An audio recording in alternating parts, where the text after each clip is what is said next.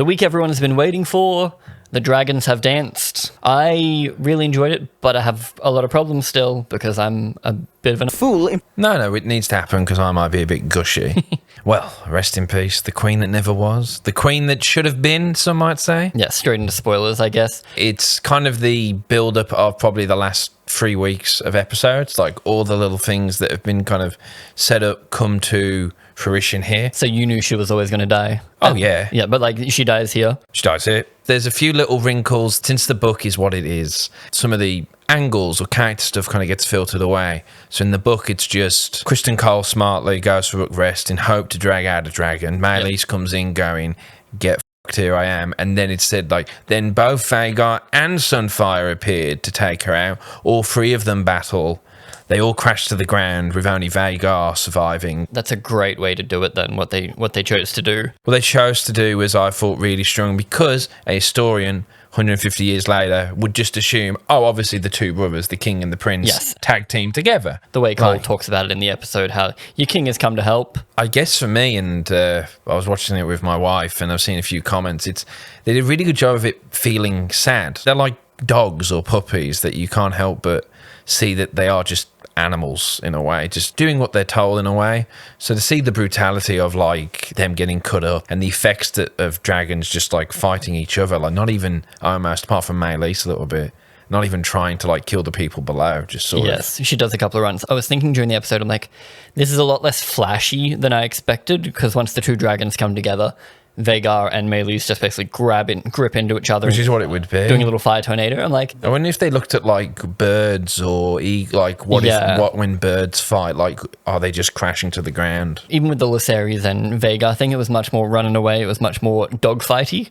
Whereas here, it really is just brutal. They hit each other and then they just fall to the floor. And Maelys does pretty well. It's kind of like...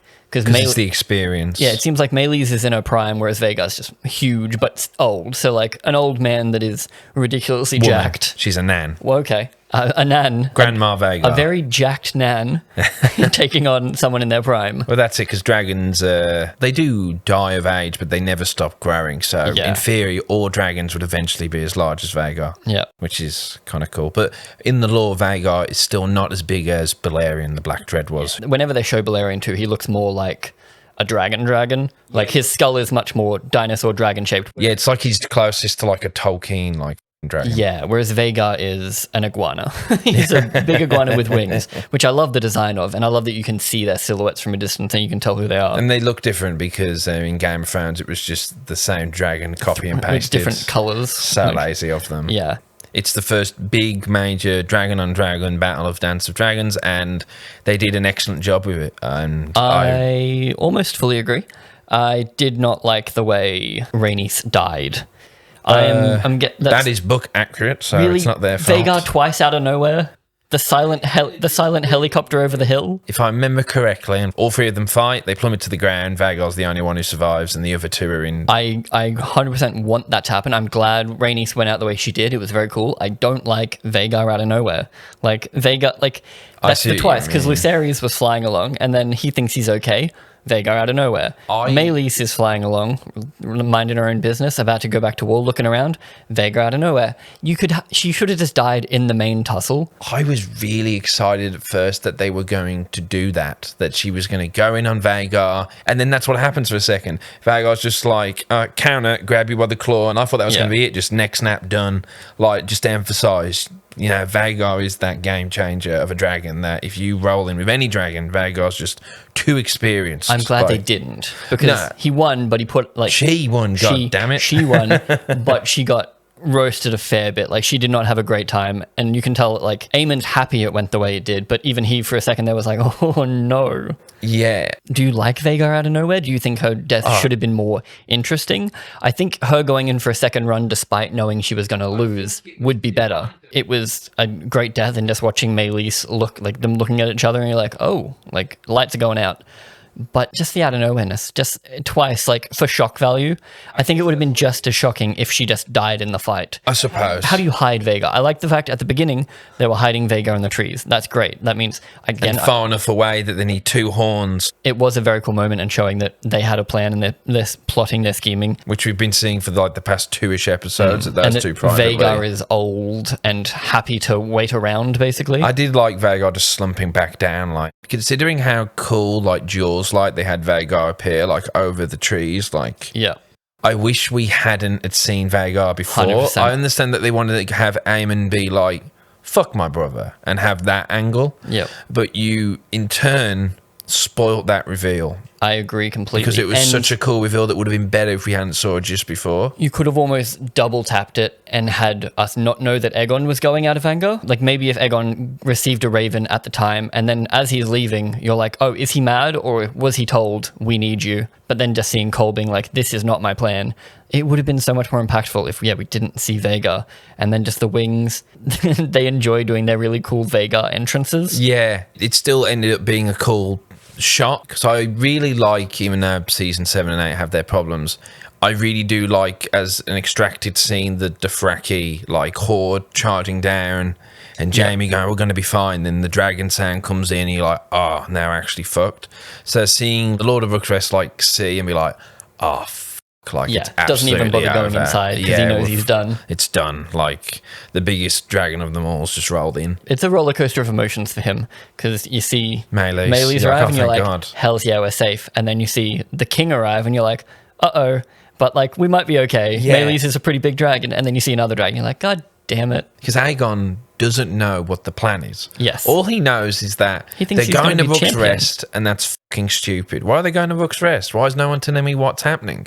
We'll get into that council scene. So he rolls in thinking, I'm just going to be the conquering hero, like, because he knows that Cole has been taking over these castles quite easily. And this is a tiny, stupid castle. It's a tiny, stupid castle. It's literally called a rook. Like, it's so small. And actually, they made it look like a rook, which was cool. Even though we both have our problems with the fact that there's castles with no towns around them, no farmland. I don't know my medieval stuff that well, but it's why I'm annoyed that the winter town in Winterfell is not really seen properly, where in the books it's meant to be this whole town just hanging outside because it's a major keep of a lord. Like it. Yes. And so I would always assume every keep would have some kind of town around it because that's where the lord is. If you've ever played Age of Empires, you put everything around your castles. You just feel safe on the lord's castle. Hey, in the comments, maybe in medieval times there were just castles hanging out by themselves with no towns. Please correct us if there's any medieval masters. Why is Rook's Rest worth it to take over? Well, because they want to draw out a dragon. For that, yes. But why would you build that castle if there's nothing around it and it's just a castle on the edge of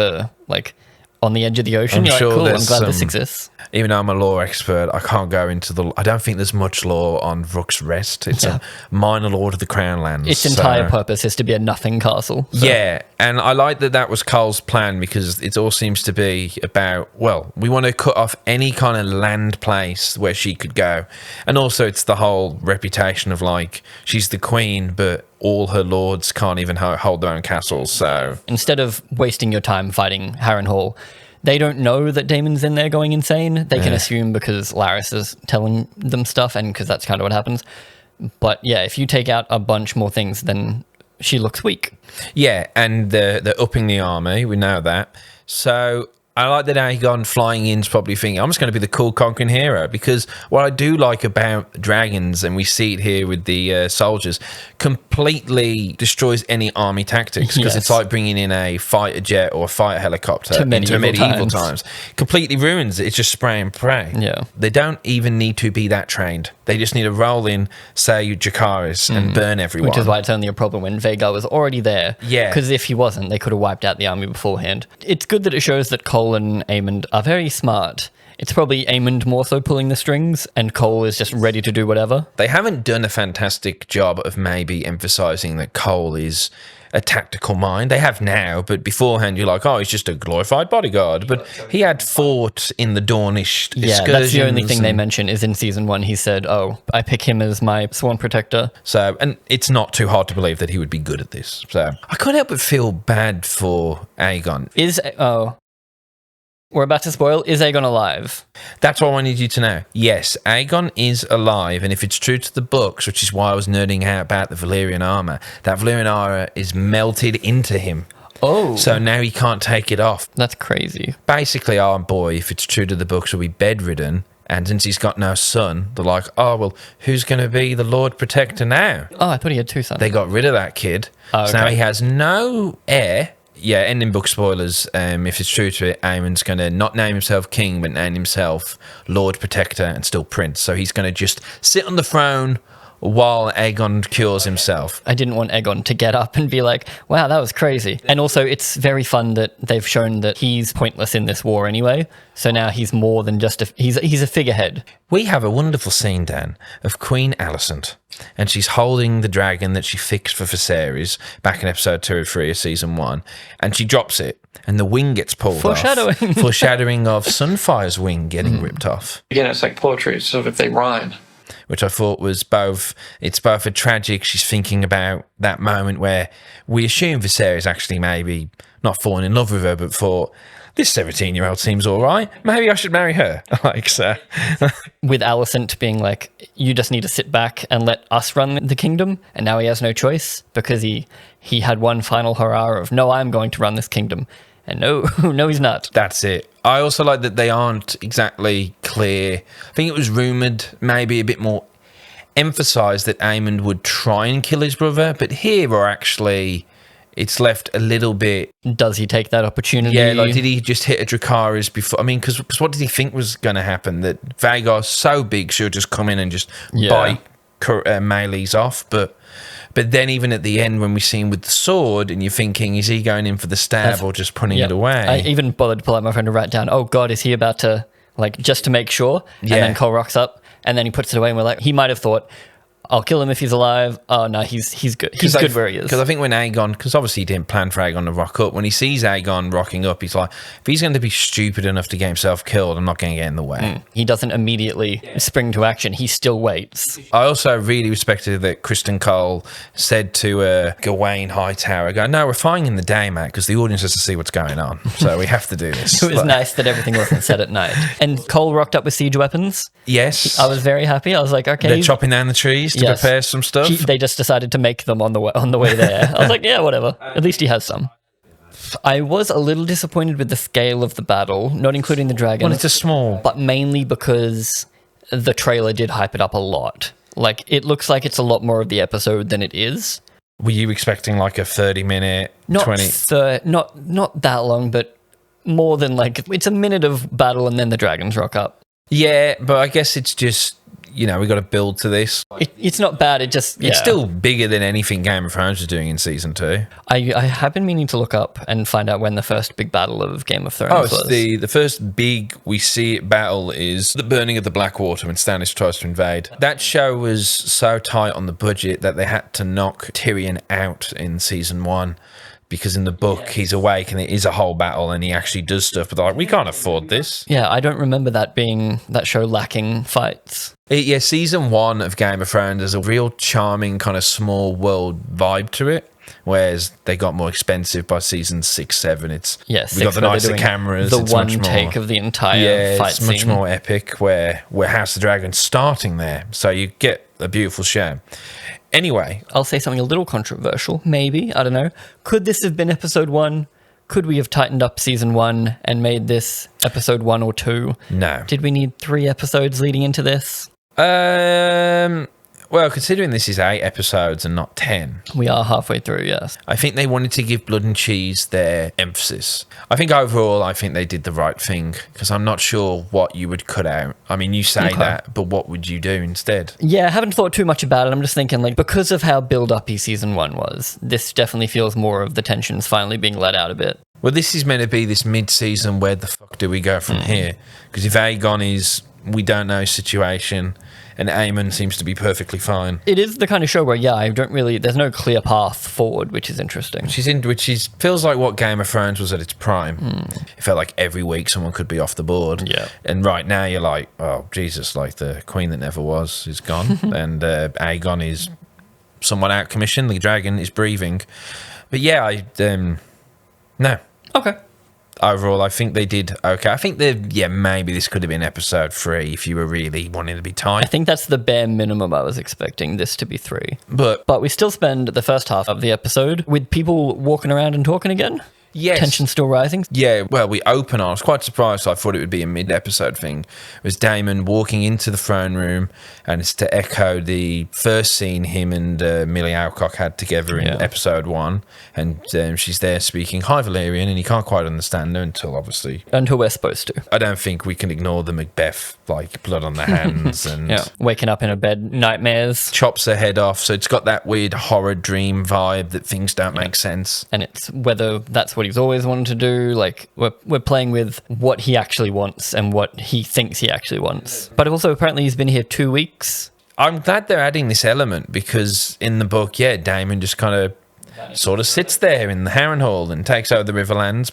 Okay, well, what's he going to do there character-wise? Yeah. And so they have him kind of face his past, which is something that I think Daemon is a character that could do with that. He could. I'm not a huge fan of flashbacks and dream sequences in general. Even if they are well done. They are short enough in this and they're not repetitive. That's usually my 2 things that I hate when, like, in a show, like a character showing the exact same thing 8 times and they still like, what's going on? And I suppose they're not dreams, that they're magical. It's a fantasy show. So yes, they serve more of a purpose than just, Mans has PTSD. But it is good to see him dealing with stuff and it's getting more into his character. Yeah, and we meet and I was Jose Mourinho taking off the headphones, disappointed when it's fucking Oscar Tully and they killed off his dad, Elmo Tully. The fucking cowards. Oh, okay. No, because in the book, Elmo Tully is the Tully. Does that matter? Because the show's scared to have a fucking Sesame Street reference. Okay, that's why. So they'll keep Oscar. So you reckon that's the only reason they cut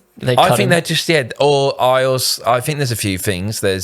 We're commenting once again slightly on Succession, where he's going, my grandfather is based in my dad because my dad died very young, and even though obviously the father had other sons, those other sons aren't all of a sudden going, hey, I should be the Lord now. It's a fantastic Daemon moment though, where it's just like, smother your dad? No? Okay. Then you're not used to me. Yeah, and when Daemon it's really weird. Like, do you have subtitles on? No. Like, well, when he walks over and he's standing really close to Oscar, like awkwardly close, he murmurs, subscribe. Nice. Very well done. Thank you. I was really proud of that one. But also, part of me's like, they can't have a character called Elmo. They don't want that. The names are weird enough. You can do whatever you want. I think if you had a character called Kermit Tully, he has to have the...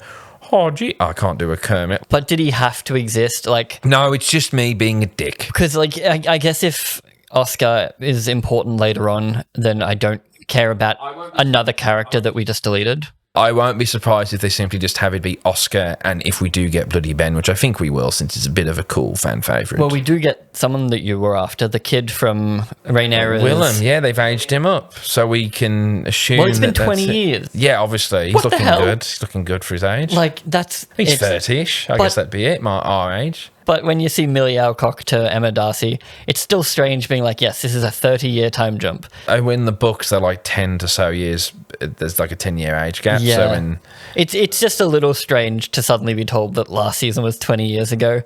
I don't know, I always imagined it was a bit less. It's just the first time they've vocalized in a little while how long it's actually been, so I was just like, Jesus Christ. Yeah, Daemon is a bit unhinged and a bit shitty, and it's Matt Smith having just a great time in there. You know he's having a great ball. We get a bit more, we get confirmed, Alice Rivers. He has someone to act across from now. She is not the maester, but kind of the unofficial maester bastard. In the behind the scenes, they said they didn't really want to make her too witchy, but they give her the black hair. She has like a weirwood apron on, like the red leaves of the weirwood is on. That's pretty cool. And like she has her own little witchy cauldron, like picking up things. She licks blood or something off her fingers before washing her hands. She's not creepy. The cut from like has it to go to sleep and then almost like loses time. Yeah, which is a really good explanation as to where the last 2 weeks went. Like they can kind of completely synced out. They can kind of speed run it because he's not sleeping well. He's struggling to raise his army because he's not completely as committed to it as he thinks he is. Larys is like, trust me, Daemon's absolutely fucked hanging around in there. Because Larys is like, I don't want to go back there, because we can assume Larys didn't have a great time. He's like, I've got all the money from it. Yeah, they're skipping Harrenhal because he's like, no, just leave him. Oh yeah, because that's what Larys is saying. Going, the money that he would get from it from the levies are with me. Yeah, like he's got all the coin from the castle. Although they do mention that they're running out of money.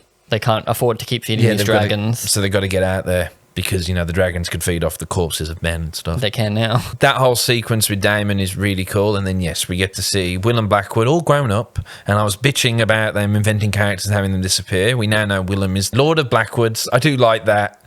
Probably for some fans, Daemon's like, which one is it again?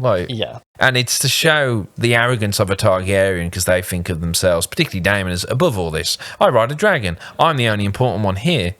And so him being like, well, why don't you just kill your grandfather? Because you're fucking useless to me. That's why he gets the Blackwoods, and he says, no wonder that this shit's happening. The council scene's really, really good. It shows off, it might be his last hours, I'm not sure yet, but it shows Aegon, it's just his ineptitude is rolling down a hill on itself. You might see some people say, if you wanted him to rule, why didn't you, prepare him? It's like, well, here's the big reveal. We didn't want him to rule. Yep. We wanted just a figurehead, and we wanted to rule. She was hoping that maybe he would rule in 20, 30 years. He'd learn from his, that whole logic that Tywin would say, you learn from your counselors. Yeah. But Viserys never wanted him to rule, and then never wanted him to learn. He never wanted to rule, so he was busy banging everything that moved. To rule, and he's just kind of fell in love with the being loved, and he's a character that constantly wants approval. Yes, he's gone from not wanting to be king to kind of wanting to be king because he's loved, and then he's like, well, if I'm going to be king, I should be king, but also no one's listening to me. And there's there is that emotional revenge, where he turns into a cat and just pushes the thing off the edge. But his son died a week ago, so he's still kind of on that. He wants to be doing something, and no one's doing. Well, he thinks no one's doing anything because no one's telling him they're doing things. And he's completely out the loop. Everyone, Aemon is quite literally a step or two ahead of him. He goes over to the board. He's like, no, I want it to be. Make him go to Harrenhal, and Aemon's like, I'm already walking back to my chair, mate. If Aemon's going to take over, which it seems like he might want to because he's always wanted to, and got very annoyed at Aegon last episode. Well, this is what we've been reminded, that there's a bit of a brotherly, you're fucking embarrassing me. And he finally had a chance to prove he was better. So it's great to see him stepping forward, and it's a good mirror to Jace, which we cut to a bit later, where Jace wants to step forward, but his mum doesn't let him. And we have seen him in last season and stuff like that, learning how to speak Valyrian. So he was studying, he was learning. So he should technically be a good king. From what we've seen. That's what I'm liking from the book is that the book states that, he did so well, getting the Vale on side and the North on side. Which clearly we did skip, unfortunately. Yeah, but clearly he's quite good at, being a ruler and can encourage people to come to him. And I think that would have been really interesting if they had if we had a 10 episode count, stop shortening episodes, I swear to God. If we had 10 episodes, we could have spent one whole episode with Jason the Vale and showing him be a great leader. Turns out, him and the Stark, when you leave them alone and they're just doing their own thing, they're actually really good at what they do, but then he gets back and then he's getting cock-blocked by everybody. I suppose that's the complaint some people have had, is that this show still kind of keeps it about the Alicent Rhaenyra, and that people want it to be like Game of Thrones in that we're going many places now, we're seeing many things, but they don't have the source material for that. But they do for the whole Winterfell thing. They do, but then I guess they're thinking, well, if we have those 2 episodes and we have an episode of him in Winterfell... Even half. Yeah, you could then have it be he's seeing a man, Cregan, a few years older than him, happily ruling, and Cregan's story of... I had to take out my uncle who tried to be king, Daemon, you could say that. And he's like, now I'm the Lord of Winterfell. So maybe he thinks, well, he's having a great time here. I should go back home and I should take more of a... seeing leadership in action, especially because no one talks about the North. Everyone forgets about the North. They're taking the Crown Lands. They're not going to bother going up north. They don't care. So it would be really interesting to see Jace finally want to take up leadership and be like, okay, cool, I can step forward. But no one's listening to him because he's young. Because everyone else on the council is quite old. And now went down one Rhaenys. So he should technically be more powerful, but even people are talking out of turn in front of him. So it's kind of a mirror he's halfway between Aegon and Aemond. So he's not as commanding as Aemond, but he is quite learned. He seems good at what he does like Aemond, but people aren't listening to him like he's Aegon because he's just the Queen's son. Yeah, and I did love that, to go back, that Aemond speaks perfect Valyrian, and then you get him in reply, because I was like, there's no way Aegon can speak Valyrian. It doesn't feel like the type of character who can speak Valyrian, so I'm there. And then all of a sudden he goes, I make war too, or good, or whatever. It's like, it's a fantastic and it's moment. a private, because the other guys don't speak Valyrian, but I can imagine they would think, he didn't win that argument. That's my absolute favorite thing. Shogun does it really, really well. It's when they don't use different languages to be realistic or anything like that. They're using it so characters can keep secrets from each other, and they can speak plainly, and you can be like, oh, like it's very cheeky. Game of Thrones never really did that. Game of Thrones used it as a learning tool for Dany to show that she was actually willing to learn a language. So it was done quite well there. It's showing that I'm better than you. Like, I'm ahead on the planning. I can speak the language. I've got the biggest dragon. Don't you worry about it. And it just works on like 3 or 4 levels. It's great. There's another council scene where he's spinning the ball really cool on the... I was like, wow. How many times do you reckon the PA had to have a go at it? And they're like, you got it, go. And also, it's like a bit... I know they spoke about how they were all doing it for fun, just in between takes, but the little... And I'm thinking too deep into it because I'm such a nerd and I gush for this show. That Aegon must have been doing that a lot to get that good. That he's very bored. That's all he's doing. Also, if the ball's in there, your mind's in there. That's what you're focused on. Whereas it's constantly in and out. Like he wants to care, but he doesn't care. Yeah, because that's a show invention that they did. The whole like locking in, plugging in. Did Game of Thrones do that? Yeah, the original show did not have them. Great invention. That'll be another thing where George is like, damn, that's good. Because it's like a symbolic, I'm here to rule now. Yes. And I did love that he goes, you guys bore me, and just fucks off. And the moment the door's shut, they're like, well, anyway. And they continue on governing, and it kind of, they spell it out, but they just emphasize that Aegon doesn't need to be anywhere for them to be ruling right now. Yeah. And I think that's what it becomes very clear to him when his mum tells him, not so bluntly, like, you just need to do nothing. We're doing all this for you. Like, we're not even doing it for you. We're doing it for us. Alicent's finally unraveling. She's having abortions left, right, and centre, but she's not telling the Maester. The Maester thinks it's for another girl. Either he knows and is doing it anyway, or she's saying, Aegon, she was someone stupid else. enough to just leave it out so when Larys comes in. That did annoy me a little bit, but especially because it was like the whole day later. She took it the night before and was sick. Yeah. But you can tell that Larys knows. Larys doesn't hold it against her or anything like that. Larys is like, I masturbate to feet. It's fine. Like, you do what you want to do. We've all got what gets us going. They both know what's going on there. It's going to be interesting when Cole gets back, because I assume Cole's going to come back now with Aegon's body and whatnot. But it'll be interesting to see how her and him deal with each other now, because is she going to give in to her urges? Because she's like, nothing matters anymore. Like, she doesn't even care about talking to her son like a bitch. Well, as she said, like, God, like, the moment I start mourning one tragedy, a new one comes around, and now something bad has happened to Aegon, be it death or incredible burns. Especially because she was not nice to him the last time she saw him. Not nice to him. And she was the one that said, lie down and do nothing. So if he ends up lying down and doing nothing, the woman's not going to have a good day. It's kind of annoying that she's ineffectual in the large scale of things. Like, Cersei, as annoying as blowing up the Sept was, her unraveling destroyed a lot of things, like got a lot of people killed. Whereas here, if Alicent spirals all the way down, Alicent's only going to really affect Alicent. So it'll be interesting if they can come up with something that is, her doing this can affect someone else. Because otherwise, it's going to be us just watching her spiral. Yeah, yes. So I'm hoping they pull something, like, I'm sure they have a plan. I agree. There's a small scene where we see Kristen Cole killing Lord Darklyn, and I only want to shout that out because Lord Darklyn is played by an absolute goat audiobook narrator, Stephen Pacey. Okay. Is he an actor? Or? Yeah, he's an actor. He was in some stage plays and some like old, I forget, was it Babylon 5 maybe? Does he do the audiobook of Fire and Blood? No, Dang, but that's what I want to bring up. That would have been really funny. Is that they will have to get a new audiobook narrator because the original narrator has died. Okay. They're of a poor quality. They will probably re-record them. If I had the choice, well, they're it from would the be 90s or whatever, right? Yeah, it would be Stephen Pacey because he's a wonderful audiobook narrator. We were getting, and I was getting a bit annoyed last week about Rhaenyra's, as I saw someone on TikTok calling it, can we stop with the Scooby-Doo schemes of sneaking into places? People are cautious of season 7, 8 foolishness.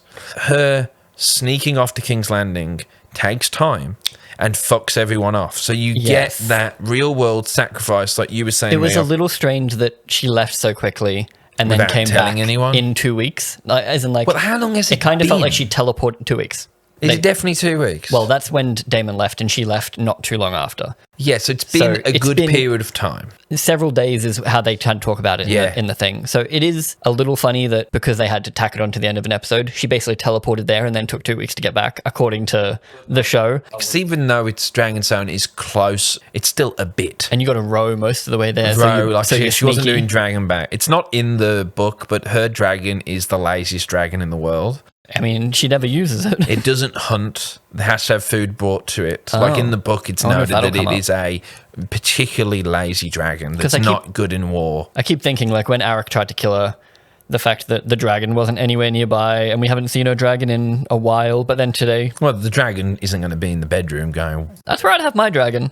It wouldn't fit, mate. I'd build a bedroom. Maybe by the window. I would always be with my dragon. Come on. Like, there's no way I'm being unprotected as the king if I have a dragon. But anyway, that whole conversation steals their resolve. So they've kind of replaced her mourning with her wanting peace until now. I have seen some comments on, I know it's Reddit, but that's where the most hardcore fans are talking about this. And their complaints were that they're tired of women only getting annoyed when it's like, when they're emotionally annoyed. And it's like men are off trying to make war and the women are at home going, oh, I wish you wouldn't. Which she very much was last episode. Yeah. All the men are saying, let's go to war. And she's like, no. And it's like you're waiting for her to get push. So I'm glad with this it wasn't emotional. She's like, no, the only way that we're going to do this now is... She's very matter-of-factly and says... Only one choice remains to me. Either I win my claim or die. They kind of took away her mourning a fair bit. Yeah, they did. Her dad died. The moment she's told her dad's died, she then has a stillborn of her first daughter. And then the next day, one of her sons dies.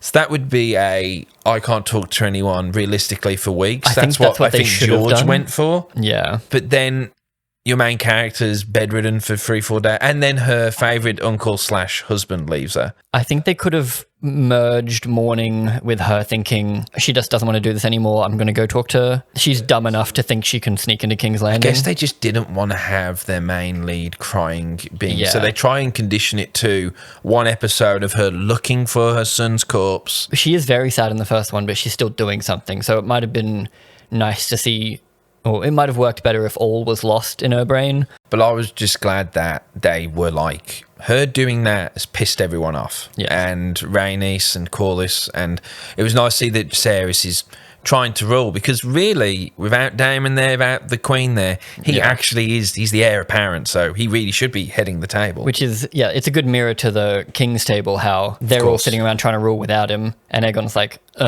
Whereas when they're all trying to rule without Jace, he's like, no, I'm good to go. Like, I'm happy to rule.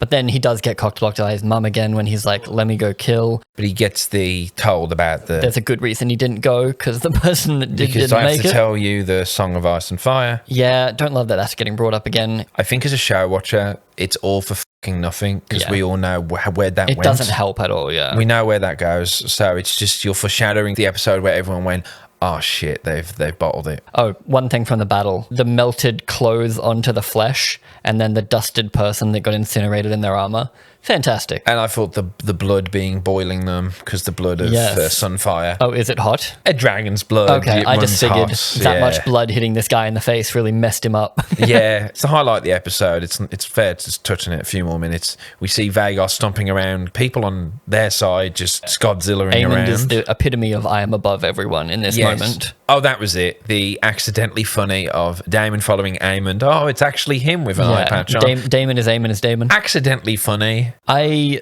don't think Daemon thinks about Aemond enough for that to happen. I get the idea of this. The director is saying Daemon thinks he helped create Aemond.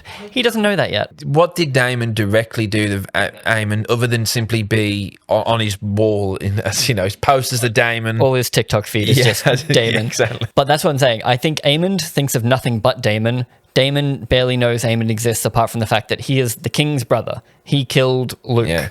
I wanted him dead. He didn't want him dead because he rides Vhagar. He just wanted him dead. Yeah. But also, it could just be the fact that it's a magical vision, and this isn't Daemon driving the vision. It's just warning him of a future. Well, this is what I mean. We're getting enough foreshadowing to assume that maybe Aemond and Daemon will meet at some point. They're going to have a little quarrel. Maybe. So I would say that watching it, I'm like, I guess that's just a bit of heavy foreshadowing. Yeah, that's just all. Chalk it up to this will matter to him in the future. Yeah, because I don't agree with the take that he hasn't. I think they just want to connect them because that's a season 3 thing. It's basically a ship as well. Like it's fans wanting more connections between their favorite characters. We see Cole. He's like the only guy who cares about Aegon. So because he's the king. He cares because it's his job. It's his job. Oh yeah, of course. And also we don't see it, but you can infer that this guy grew up around him for years, saw the boy grow from a child. So he's been around Aegon for a long time. He was the a whole twat. time. But yeah, but still, there would be some at least caring of it. The one question I did have for you was how many seasons do you think this is going to go for? Assuming they stop when the book stops, when do you think? The pace they're going at, we're at Rook's Rest now. We've got 4 episodes left. I think there's a really strong visual that they will end on. That I'd love to say it, but you're going to hear it. Yeah, no, you can't do it. I think it will be, overall, this will be a 3-season show. Okay, that's super short for TV. At a push, 4 seasons, but I think that would be... Some people will disagree with me, but I think 4 seasons at the most, but 3 to 4 seasons, I will say. Okay. Because, yeah, obviously HBO wants this to go for as long as possible because money. They've got lots of shows they're planning on. Like we're currently filming the Dunk and Egg show, which will coming next year. Talks of an Aegon Conquest show. I wonder if they're going to go the Star Wars route of Star Wars story episode, whether they're going to try to like... House Dragon won't come back to 2026, I imagine. They're going to slot Dunk and Egg in there? That's the plan. Okay. And because Dunk and Egg is 6 episodes, all takes place on a field, has no dragons, has no special effects, has no big battles. Okay, they're going to rely very heavily on the Game of Thrones That's them name. snapping in on the popularity of like, oh, you like big, strong guy and little person wandering around? Oh, it's one of those. Yeah, it's the Mandalorian and... It's Shrek and Donkey. It's Shrek and Donkey, it's the Mandalorian. It's Witcher. It's what the Witcher should have been. Rip. Arya and the Hound. I really enjoyed this episode, apart from that Vhagar out of nowhere. I think it's literally just the fact that he did it again. He just came out of nowhere and killed her. think if they had the tussle and she died, I would have been like, Jesus Christ, that was crazy. Like, I was literally tensing everything during that big spiral down fight. I was like, that is so well done. But then for it to end on her looking off in the distance and then just out of nowhere, that's just the only thing that annoys me. No, I think overall, you were wrong in this show, and it was a good ending. I can forgive. I don't even forgive because I wasn't that offended. We were all keen for some dragon on dragon fights, and they did a really good job of putting that twist of it's actually quite horrifying, and they did a better job of it than with Jaime. When we have the train cart, when Drogon originally appears, we have that, woo, how awesome is this? Then we see Jaime and Bronn's perspective of men turning to ash, and it's meant to show the horrors of it, but I felt with this where you see just dragons stomp on people, they rip them apart, they don't care, and they did a really good job of just, and also that these are just, even though they're CG creatures, they are animals. And they are just simply doing what they're told. So I thought the kind of the horror and sadness of what this war is going to be, they did a good job. Literally the exact same thing. How do you hide? She looks down going, where'd he go? That's what I'm saying. She looks up thinking, that's weird. But she's smarter than this. I like that he got a horn ripped off. That was cool. Yeah, see? Just out of nowhere. What was he doing? Where was he flying? Was he standing? How does a dragon that big... We know Vhagar takes too long to stand up. He takes a while to get going. Like this episode. He can't have been clinging onto the side of the hill. He couldn't have been further away flying slowly. It's just silly.